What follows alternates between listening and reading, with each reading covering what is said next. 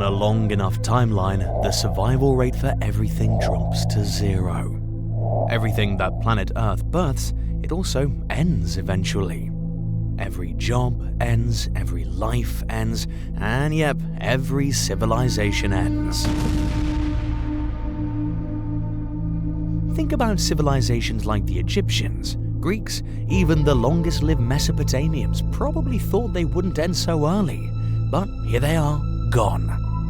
Even our ancestors like Homo erectus and Neanderthals might have thought the same thing after so much time. 2 million years of being the most advanced creatures on Earth. But here they are, and the same goes for us. It may take centuries, it might take eons, but extinction is unavoidable. Our every sign, buildings, plastics, monuments will be gone in hundreds of years. So, how can we really say that we're the first truly advanced civilization on Earth?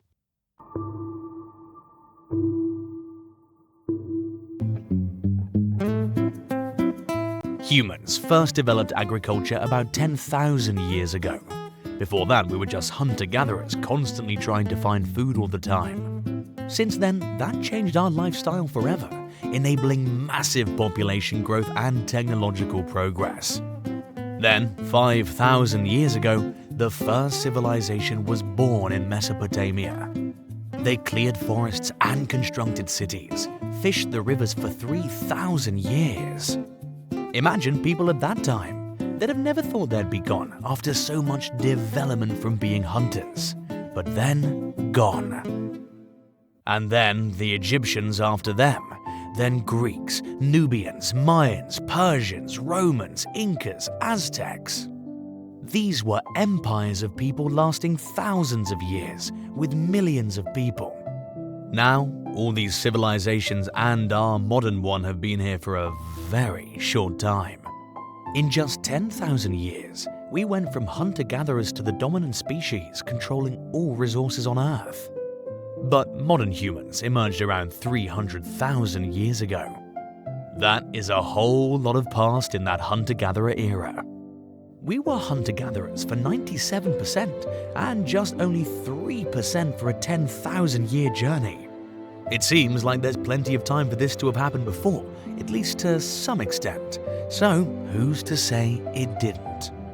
You might say, wait a minute, wasn't intelligence lacking before 10,000 years ago? Here's the thing, when Rome flourished, it was more advanced than the pre-Columbian civilizations, which came 1,000 years later. And Egypt, 3,000 years before Rome, was highly advanced too for its time. The development of civilizations isn't always a straight path. They can rise and fall without a clear predecessor or successor. Now this is just one possible timeline for an advanced civilization to evolve, thrive, and go extinct. And yet, we're super new on Earth when you consider the entire timeline of life on this planet. Complex life appeared millions of years ago, and there's been enough fossil fuel here to power a civilization like ours since about 350 million years ago. Our entire human history happened in just a tiny 0.8% chunk of that 350 million years time frame. So, it's totally possible that another intelligent species evolved and went extinct right here on Earth. I mean, think about it. There's been a heck of a lot of time in the past. Given the right circumstances, there's no reason why highly intelligent species couldn't have evolved in the distant past, maybe even multiple times with different species. And if that happened, the big question is, how would we know? The authors of this Silurian hypothesis, Frank and Schmidt, suggest that if we want to find evidence of such civilizations, we need to, first, identify what kinds of artifacts an advanced civilization would probably create, and determine which of these artifacts could potentially last for hundreds of millions of years. Stop and think about that for a moment. What would they look like? Unfortunately, we have only one civilization as an example to look at, ourselves. Let's say they reached the levels of the Egyptians or Romans, building monumental structures. would we really find remnants left by them, like pottery, coins, or traces of their long-lost settlements buried in the soil? Well, even our ancestors' buildings like Stonehenge, the Acropolis, and Machu Picchu are telltale signs of their presence once they've gone. But the same might not be true for civilizations that existed long ago. The pyramids and Stonehenge may have lasted for thousands of years, but they won't last millions of years. Over time, they'll erode to dust, be covered up, washed away, or transformed into deserts. But let's take it one step further. They reached our modern level. After all, what will we actually leave behind? Our strongest stone buildings, if abandoned, will be gone in about 10,000 years. Concrete ones will last less than 2,000 years. And as for our metals, they're only going to stick around for about 4,000 years or so. Those are tiny numbers compared to the millions it'll take for another intelligent, technological species to emerge. And what about our long-term markers like nuclear waste? Well, the most radioactive ones will only remain that way for a few 100,000 years. That might seem long to us, but in terms of geological time, it's nothing. Okay, you might say, what about space? Satellites in orbit will indeed stick around much longer, but their orbits decay, and eventually they'll start falling back to Earth. And that's not all. Over time, they're subject to particle impacts and collisions that'll likely destroy them long before that. Lastly, we've got one more hope. If ancient civilizations existed before humans, we wouldn't necessarily find out about them by digging up their long-lost cities or artifacts. But what about the fossils? After all, we have dinosaurs and even older fossils than that. We know to look for them, of course. We have cyanobacteria, which dates back almost 3 billion years, and it's likely that's because it lived in the oceans. The oldest land life fossils are around 425 million years old, so surely we'd find remnants of a civilization that's millions of years old. But there is a limit, because the fossilization rate is so low that we've only discovered a small fraction of the species that ever existed. Fossilization requires very specific conditions. Most animals on the planet live, die, and decompose, or get eaten, leaving no trace. For a fossil to happen, the animal has to die and be immediately covered up in the right kind of mud, and then, over time, the area has to avoid much change from geologic processes and glaciers. Dinosaurs roamed the Earth for about 180 million years. It's estimated that over 2.5 billion Tyrannosaurus Rexes lived and died on the Earth, but fewer than 100 fossils have ever been found, and only one of them is complete. So, if they were only around for 200,000 years like us, we would likely have never found fossils of them.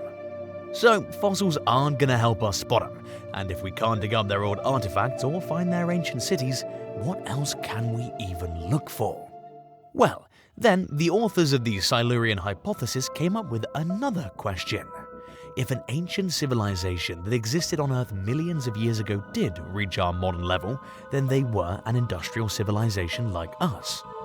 So, would it be possible to detect an industrial civilization in the geological record? Well, to answer this question, let's imagine if our civilization collapsed right now, how would we be found millions of years in the future? Humans conquered the planet by harnessing combustion, and it seems reasonable that intelligent life forms everywhere would do the same thing. We're burning fossil fuels, which is shifting the balance of carbon isotopes in the atmosphere and causing the Earth to warm slightly. We're also disrupting the nitrogen cycle of the entire planet through the use of industrial fertilizers. Plus, we're digging up vast quantities of rare Earth elements for use in electronics and much more. All this madness, from temporary temperature increases to changes in carbon and oxygen levels, will eventually be recorded in a layer just a few centimeters thick in the rocks. That layer will one day make up the human era, also known as the Anthropocene in the geological record. And in these rocks, future paleontologists will find evidence of our Anthropocene era, and they'll know that we were here and that we were pretty advanced. So, with that in mind, Have we found something similar in our current geological record? Well, the answer is yes. About 55.5 million years ago, in a period known as the Paleocene-Eocene Thermal Maximum, or PETM, Earth went through some serious changes. The ratio of atmospheric carbon and oxygen isotopes shifted dramatically, and the Earth's temperature rose by about 6 degrees Celsius. Plus, PETM lasted for 200,000 years, just like the timeline of modern humans. Now, is the PETM evidence of an ancient civilization? Probably not. It took thousands of years to reach the level of carbon in the atmosphere that we've managed to achieve in only 300 years. But no one knows exactly what caused it. The most popular theory is that it was caused by either a massive volcanic event or a comet impact. Now, to be honest, most scientists believe that we are the first civilization. However, they do admit that if an advanced species only existed for as long as we have, it'd be very hard to detect what happened tens of millions of years ago by studying just 2 centimeters of old rock.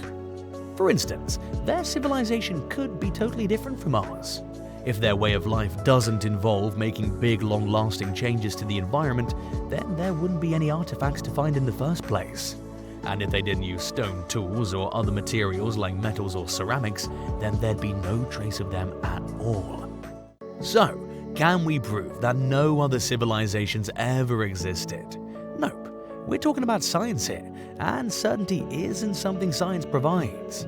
There's always the possibility that new evidence will crop up someday and change our conclusions. Look, there was no evidence that indicated or even suggested the existence of Göbekli Tepe in Turkey either. Yet there it is, a civilization completely unexplained by the historical record. If science was so wrong about what humans were capable of 11,000 years ago, maybe it's wrong about many things. Maybe those legends are out there buried somewhere beneath our feet, just waiting for us to unearth them. So, the question is, if Göbekli Tepe could be completely lost to history, how many other Göbekli Tepes lie out there awaiting discovery? Thank you so much for hanging out with me today. If you had fun or learned anything, give it a like, share, subscribe. That really helps the channel. Even if we can't find ancient civilizations, let's try to make the algorithm find the channel.